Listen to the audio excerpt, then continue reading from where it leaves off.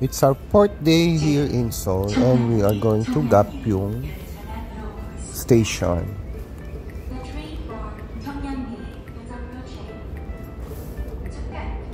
So we are going to ride Rail Park, Gapyeong Rail Park. So guys, yung Rail Park, ito yung mga old rails nila ng train na hindi na nila ginagamit ngayon. At kinonvert nila itong isang tourist attraction kung saan yung mga turista magbabike dun sa rails para makita o ipakita nila yung countryside ng South Korea. Mag-i-enjoy kayo dito, promise. A few moments later. So guys, nasa Gapyeong Station na ako. Ito yung station kung pupunta kayo ng Nami Island. Gusto nyo ng DIY. So mga 1 hour lang siya from Seoul.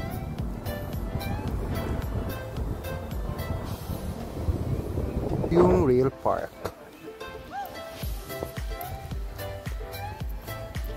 Dito yung bili ng ticket.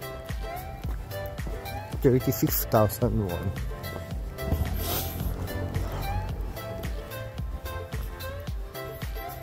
Araw-araw, sarap.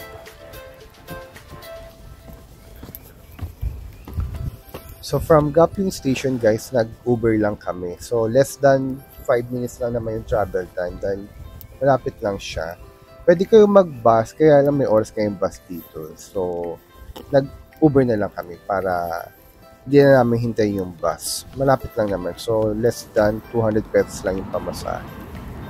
And tawag dito, so kung balak nyo mag-Uber sa South Korea, i-download nyo na yung application sa Pilipinas pa lang dahil nga pag kailangan nyo i-register yung inyong number sa Uber. So yung mga OTP, baka mahirapan kayo kung dito nyo lang i-download sa South Korea. So sa Pilipinas pa lang, dapat i-download nyo na siya. Yan. So yung train o yung rail bike ay may oras to. So pagdating nyo naman sa bilihan ticket, may oras din naman siya. O kaya sa Klook, mamimili din kayo ng oras kung kailan nyo gusto mag-rail bike. So, yun guys. So, ito yung mga bike. So, meron dalawahan, meron for 4. So, pili lang kayo.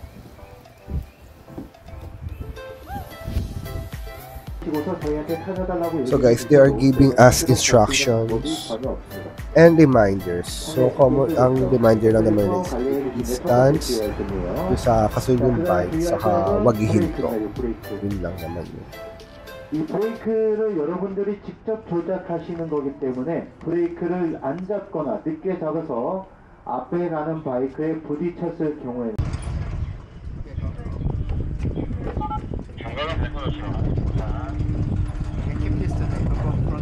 Okay. Okay.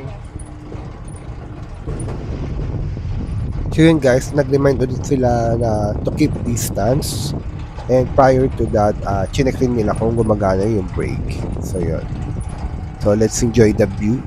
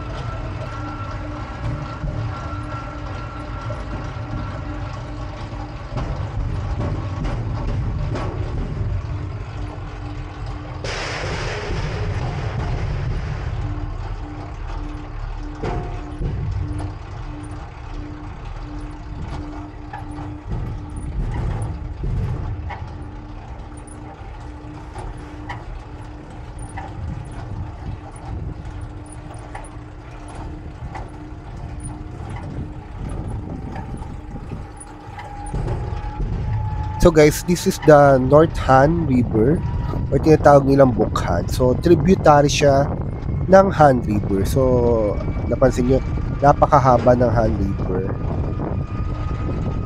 So guys, yung Bukhan, siniseparate niya yung dalawang provinces, which is the Gyeonggi Province and Gangwon Province. So kung sa mapa, makikita nyo ito as Gyeonggi-do at Gangwon-do. So yung Gangwon-do, yung nasa harap natin ngayon, yan yung Gangwon-do Province. Tapos itong nasa likod natin ngayon is yung Gyeonggi Province. So ang Seoul pala ay part ng Gyeonggi Province.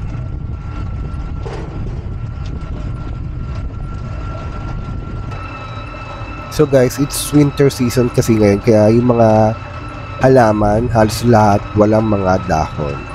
Pero kung mga summer or autumn kayo pupunta dito, ma-umbrella kayo ng mga dahon. Yung white na yan, guys, will help the train to move, lalo na pagpatas. Ngayon, pababa kasi kami. So, yan. So, kaya bawal din bumaba dito. It might have electricity. So, yun ang huwag yung gagawin. Huwag kayong hihinto at bumaba. So, guys, if gusto nyo ng ganito activity, ilalagay ko na lang yung Klook link sa description box. So, i-click nyo na lang yun para may direct kayo. And makakuha kayo ng discount.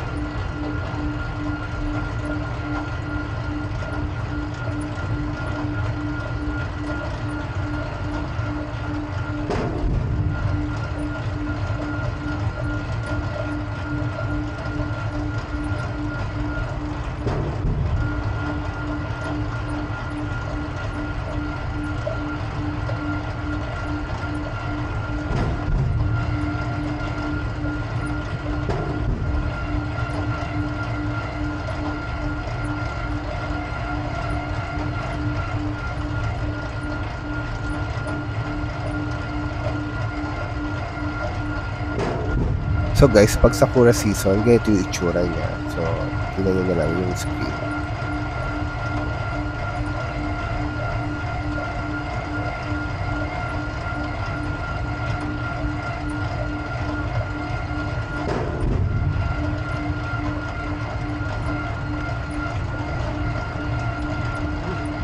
Kaya pa yung nagano, ito parang ilaga.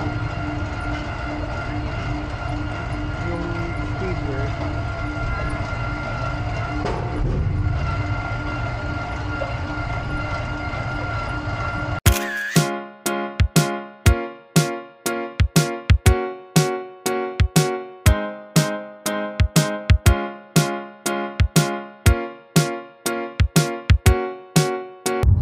So guys, we are now on our way to Gapyeong Station. So pabalik na kami ng city.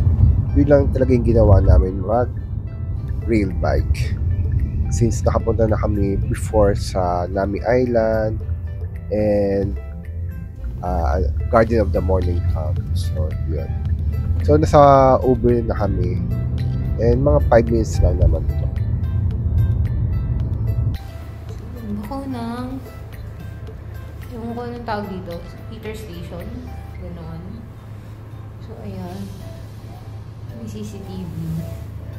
Ayan, oh, may exhaust talaga. Tapos, sulog ka lang. Habang nag-aanday ka ng bus. Diba? Nasa Gapyeong Station tayo. Ayan. A few moments later. Hi guys, we are back in the city and we are here in DDP or Dongdaemun Design Plaza. So, ito pala guys ay dating stadium, Dongdaemun Stadium. So, mga around 2007 to 2008 giniba tong stadium at ginawa nga siyang DDP. So, ang reason nila is to push the Dongdaemun area as 24/7 fashion, design, and tourism district. So, yun guys.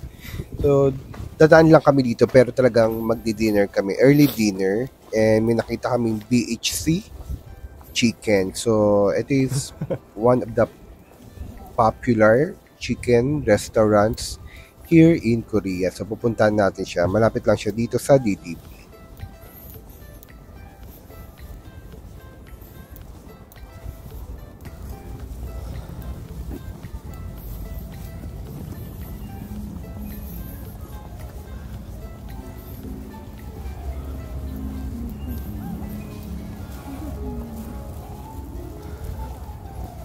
Numbers na.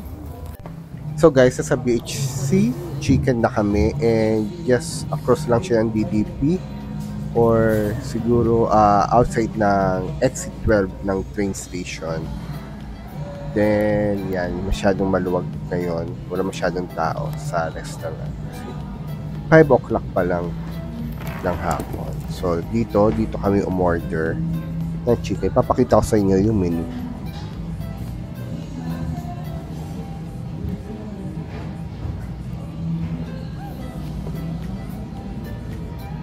May English version naman siya, so madali kayo makakapili. So may whole chicken, may half-half. So half-half, pwede yung tigka kalahati ng flavor.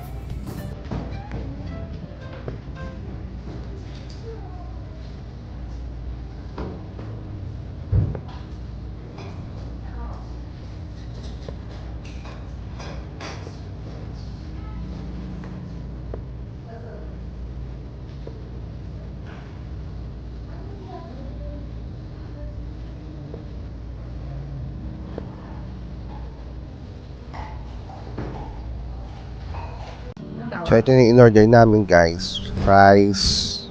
Bumili din kami yan. Tapos ito yung half-half.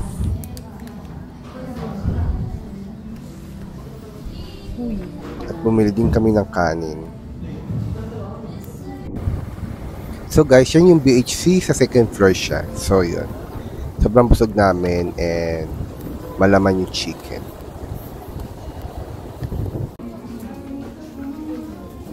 So hi guys, so papunta na dapat kami ng MRT to Myeongdong. Kaya lang nakita namin dito sa Dundun Shopping Mall, katapat lang siya ng BHC Chicken ay may Daiso. So pumunta kami. Tingnan nyo yung Daiso dito guys. Napakalawak, saka ang daming choices na products. Kakaiba yung Daiso dito kaysa dun sa atin sa Pilipinas. So quick tour lang tayo.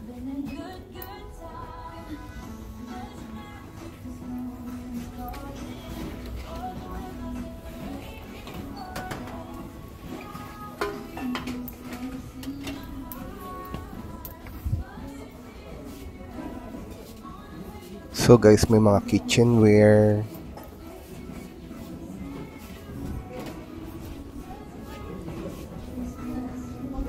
So mga nandito guys, mga stationery and office supplies meron dito. Household and kitchen items. May mga beauty and cosmetics din.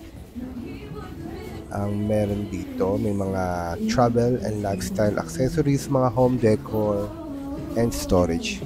Meron din pang pets. So marami ka talaga mabibili sa Daiso dito.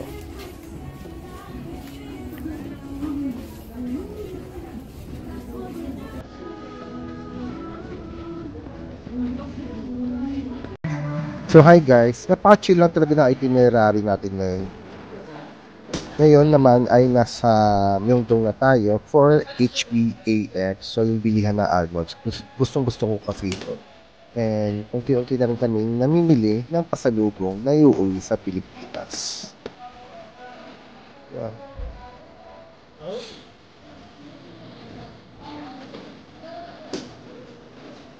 So, quick clear lang tayo dito and I'm going to end na this vlog.